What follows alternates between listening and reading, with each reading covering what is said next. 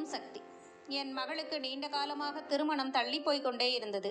அப்போது எங்கள் எதிர் வீட்டிற்கு வந்த ஒரு அம்மாவுடன் இது பற்றி பேசிக் கொண்டிருந்த போது அவர்கள், நீங்களும் உங்கள் மகளும் அம்மாவிடம் வேண்டிக் கொண்டு இருமுடி செலுத்துங்கள், அதில் விசேஷமான பலன்கள் உண்டு என்று வழிமுறைகளை கூறினார்கள்.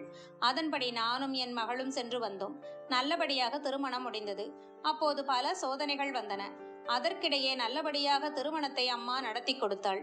திருமணம் முடிந்த பின் ஒரு ஆவணி மாதம் ஆண் குழந்தை பிறந்தது.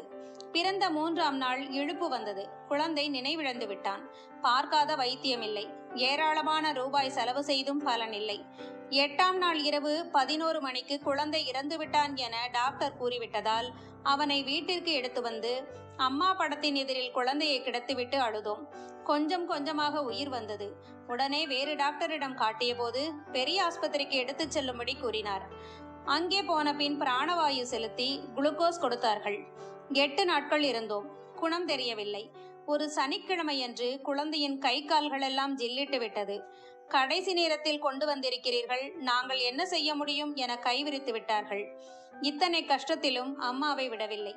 மன்றாடி அழுதோம். குழந்தையின் அருகில் அமர்ந்து 1008 படித்து சக்தி கவசம் படித்து கொண்டிருந்த போது மணி இரவு 2 மணி. எந்த நேரம் டாக்டர் வந்து குழந்தையை எடுத்துக்கொண்டு செல்லுங்கள் என்று சொல்வாரோ என்று தவியாய் தவித்த நேரம். அந்த நேரத்தில் குழந்தையின் தொடைகள் ஆட ஆரம்பித்தன. கைகள் அசைய ஆரம்பித்தது. உடம்பில் அசைவு தெரிந்தது. அவன் மூக்கில் சொருகியிருந்த பிராணவாயு குழாயை அவனே தள்ளிவிட்டான். உடனே ஓடிச் சென்று டாக்டரை அழைத்து வந்து பரிசோதித்த போது கொஞ்சம் கூட நம்பிக்கையில்லாத நிலைமை. எப்படி இந்த குழந்தைக்கு நினைவு திரும்பியது என்று ஆச்சரியமாகத்தான் இருக்கிறது என்றார். காலையில் 11 மணிக்கு கண் விழித்து பால் குடித்தான். 2 நாட்களில் குணமடைந்தான்.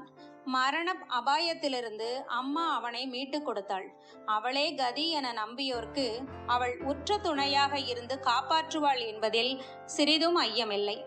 பேரன் தவழ்ந்து விளையாடிய போதெல்லாம் என்றோ முடிந்து போயிருக்க வேண்டிய இவனுக்கு உயிர் பிச்சை கொடுத்தாளே என்று எண்ணி கண்ணீர் வருகிறது. என் போன்ற ஏழைகள் அழத்தான் முடியும். வேறு என்ன செய்ய முடியும்? ஓம் சக்தி.